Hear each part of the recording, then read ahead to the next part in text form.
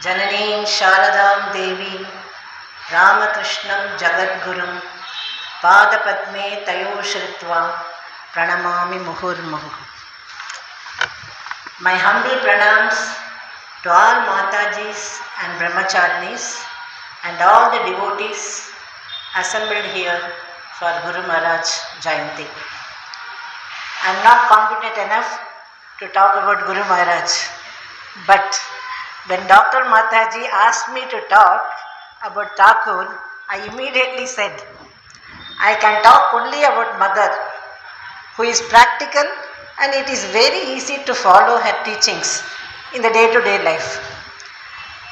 Guru Maharaj, he is in a different plane, more spiritual, always in samadhi and ecstasy. It is difficult to follow him by ordinary household devotees like us. Immediately Mataji told me, Guru Maharaj is Mother and Mother is Guru Maharaj. So I decided to speak on Guru Maharaj with Mother's blessings.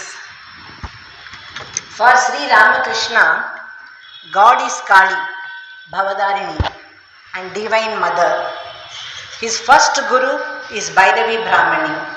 His first disciple is Ma Sarada. Hence, I will mainly talk on what Ma Sarada said about Sri Ramakrishna. Ma says about Sri Ramakrishna, the Master is really God who assumed a human body to remove the sufferings of men.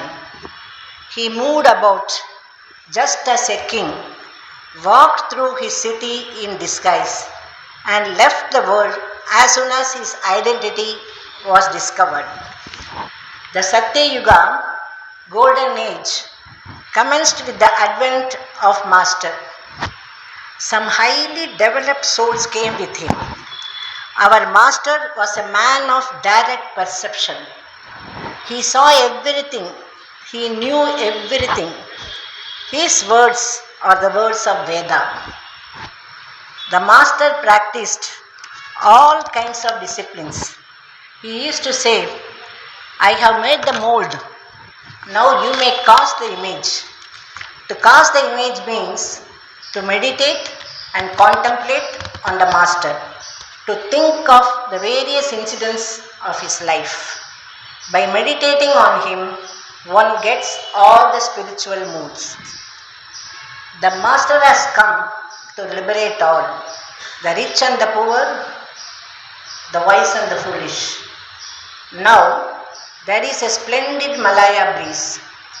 Just set your sail a little, take refuge in him, and immediately you will be blessed. Is it ever possible for a man to free himself unaided from the clutches of Maya? It was for this that the Master performed spiritual austerities to the utmost extent and gave the results thereof for the redemption of mankind. Mother says, men are always forgetful of God. That is why whenever there is a need, God comes in human form and shows the way of piety. This time, Sri Ramakrishna has shown the meaning of renunciation. The Master could not even touch money. Renunciation alone was his splendor. How firm was Master's adherence to truth? The Master used to say, truthfulness alone is the austerity of Kali Yuga. One attains to God by holding the truth. He used to say, he who speaks nothing but truth is resting on the lap of God.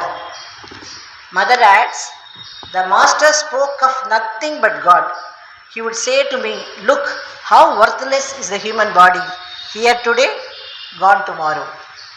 God alone is the eternal truth. One's good lies in calling upon him. What a great soul was born. How many people are illumined by his words. He was the embodiment of bliss itself. All the 24 hours of the day were spent in devotional music, merriment, laughter, teaching, and storytelling. I never saw him worried by anything. I never saw the master sad. He was joyous in the company of everyone. Was he a boy of 5 or a man of ripe old age? Ah, what a great singer was Master. His voice was so sweet. While singing, he would be one with the song. His voice is still ringing in my ears. That is what mother says.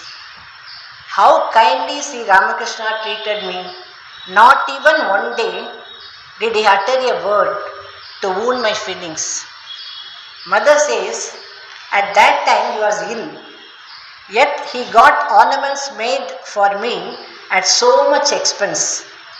He had seen Sita at Panchavati with bangles having diamond-shaped design on her hands.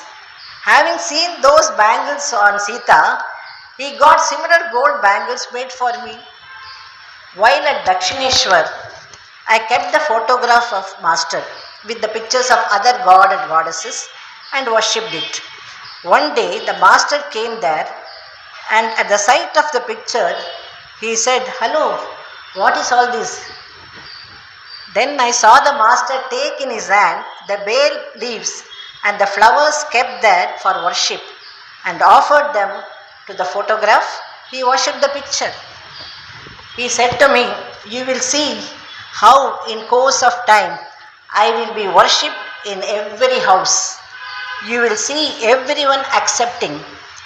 This meaning himself, this is surely going to happen. The Master saw the dab chicks floating, diving and swimming in the water of Aldar Pukuru. But there would not be a drop of water sticking to them. They would just shake it all off. He gave their example and said that in this world one should live like this.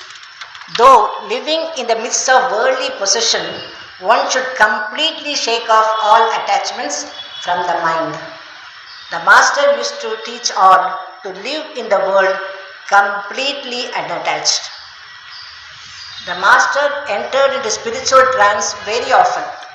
One day, as he came down from a long samadhi, he said, "Listen, my dear, I went to a land where the people are all white." How sincere is the devotion? Mother says, could I imagine then that these Sarada and others would become devotees? I was at a loss to think who these white persons could be. Mother adds, when the Master passed away, I also wanted to leave my body. He appeared before me and said, "No, you must remain here. There are many things to be done." I myself realized later on that this was true. I had so many things to do. The Master used to say, the people live like worms swimming in darkness. You will guide them. The Master had the attitude of mother towards everybody in this world. He left me behind this time for demonstrating that motherhood to the world. Here, I would like to add a gist of what Swami Vivekananda and Shashi Maharaj, Swami Ramakrishna spoke about Sri Ramakrishna. Swami Vivekananda says, Sri Ramakrishna is a force. You should not think that his doctrine is this or that, but he is a power, living even now in his disciples and working in the world. He is still growing. Hey, this boy, born of poor Brahmin parents, in and out of the village, of which very few of you even heard, is literally being worshipped in lands which have been fulminating against heathen worship for centuries. Whose power is it? Is it mine or yours?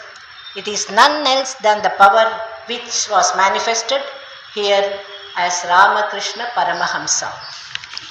Here has been a manifestation of an immense power, just the very beginnings, of whose working we are seeking. It has come just in time for the regeneration of India, for the good of India, and for the good of the whole human race. Long before, ideas of universal religion and brotherly feeling between different sects were mooted and discussed. in any country in the world. Here in the site of this city, Calcutta, had been living a man whose whole life was a parliament of religions as it should be. For us in the south, Shashi Maharaj Swami Ramakrishna is special. I will quote what he says about Guru Maharaj. Freedom is the source of happiness. Freedom makes a man all powerful. Sri Ramakrishna never lost this freedom. No ties could bind him. His heart was as broad as the infinite sky. That is why he could appreciate all the religions of the world. He used to say, never say that God is limited or he is only this or that. No one has yet been able to know him as he really is. Nor will anyone be able to know him fully. He is the ocean of intelligence, taking a drop from which Shiva, Sukha and Narada became God intoxicated. I have known him as with form and without form, and to transcend both. But what he is in reality, I do not know. All the religions of the world are but different paths to him. Follow sincerely the path laid down by the religion you are born in, and you will, in course of time, reach the abode of eternal bliss.